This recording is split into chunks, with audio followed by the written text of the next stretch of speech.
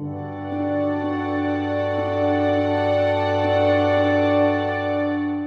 afternoon, everyone.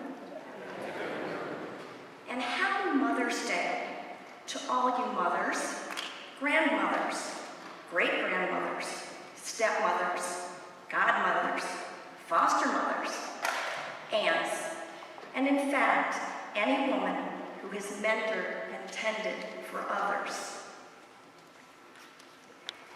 Anne Reeves Jarvis was a social activist in West Virginia 150 years ago.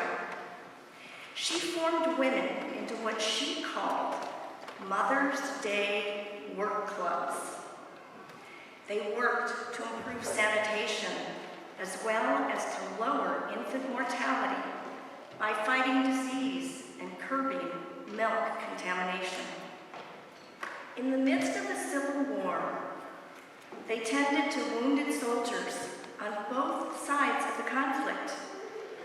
And after the war, they worked to promote peace. After Anne's death, her daughter Anna was inspired by her own mother to organize the first official Mother's Day observance in 1908. It was to celebrate one's mother by spending time with her, to thank her for all that she did. But if you couldn't be with her, you would write a heartfelt letter. The day was to be about presence, a child being present to his or her mother, not presence in the form of material gifts. Anna's idea of an intimate Mother's Day quickly became a commercial goldmine. In fact, retailers expect to bring in $24 billion this year.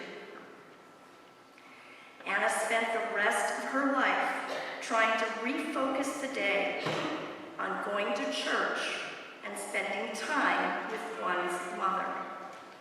So if you're here with your mother, you're doing good. Mother's Day didn't grow out of commercial interests, but out of a mother's proactive care for the vulnerable, a core value of our Catholic faith, and the message of our first reading. Coming up today, I spent some time reflecting on my own mother, who passed away last year. Most importantly, she cooperated with the Lord and my dad in giving me life. She and my father worked hard to make sure my brother and I had a stable home life and a good education. They taught me to work hard and to persevere. They taught me honesty and integrity, love and respect for others. But the main things my mother taught me over her 90 years of life were to help people in need and to be open to new ways to grow. When my mother was 80, she was still taking computer classes, making a web page, and doing her taxes on some program that would drive me crazy. When I became a mother, I gained a new appreciation for her. My children were wonderful gifts from God, an amazing blessing to Dave and me. As most mothers, I tried to do, and sometimes not do, what my mother did. But there were so many new and unexpected situations, like dealing with my daughter's illness that almost no one had encountered. I was so unsure of what I was doing. I remember telling Dave that just about everything I have comes with an instruction book, but not the kids. Each and every one of them is different and has individual needs. Why didn't God just tie an instruction book to their umbilical cords? I had learned a lot from my mother, but the lessons seemed incomplete.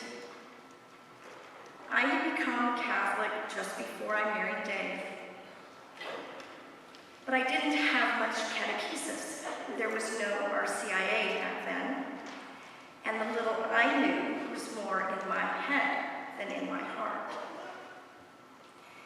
In our second reading, Peter characterizes Jesus as the living cornerstone. The cornerstone is the first stone set in the construction of a building's foundation. Since all other stones will be set in reference to this stone, it determines the position and direction of the entire structure. And I think we all know what happens to buildings with shaky foundations. The cornerstone of my building had some very good virtues and principles, but was missing something.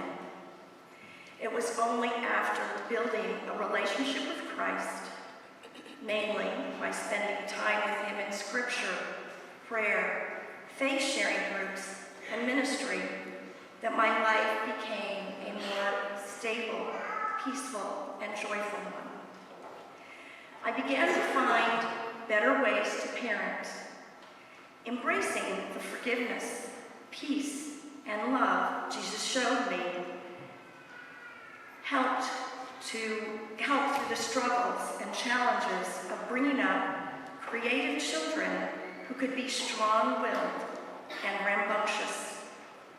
I had forgiveness, peace, and love to share with them. Thomas Aquinas once said, "We can testify to something only in the measure that we have shared in it."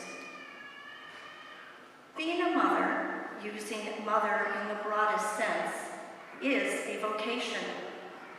We are called by God and our communities to minister to the needs of our families, to help them lay down true cornerstones on which to build stable and productive lives in service to others in need.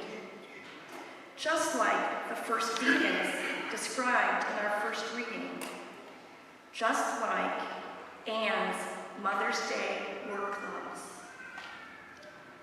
In today's gospel, Jesus is preparing his disciples for the struggles they will face after he returns to his Father.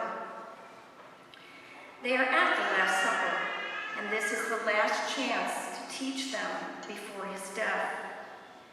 He knows they will be afraid, and that the fear will overwhelm them. What can he say to sustain them? Do not let your hearts be troubled. He shares a way of being that makes him their personal cornerstone. I am the way, the truth, and the life. This message is meant for us also. Do not let your hearts be troubled. Jesus is the way. He is the path to reach one's ultimate destination. No one comes to the Father except through Jesus. Jesus is the truth. He taught us the truth about God's love, mercy, and forgiveness. Because we know him, we know God. Jesus is the life. Only by living a life in conformity with his way can one hope to experience God's kingdom and love here on earth and in eternity. How can we help our children and individuals around us to establish true cornerstones? Praying with them, introducing them to ministry, teaching them how to respectfully resolve differences with others, by how we resolve our differences with them and with others. Teaching them respect for life and the environment. Those are just to name a few. Anne and Anna Jarvis helped start a national movement that today honors mothers worldwide. But it started with very simple goals to help and honor the people around them. On this Mother's Day, let us come to the table grateful for the lives our mother gave us and committed to building our lives around Jesus, the cornerstone.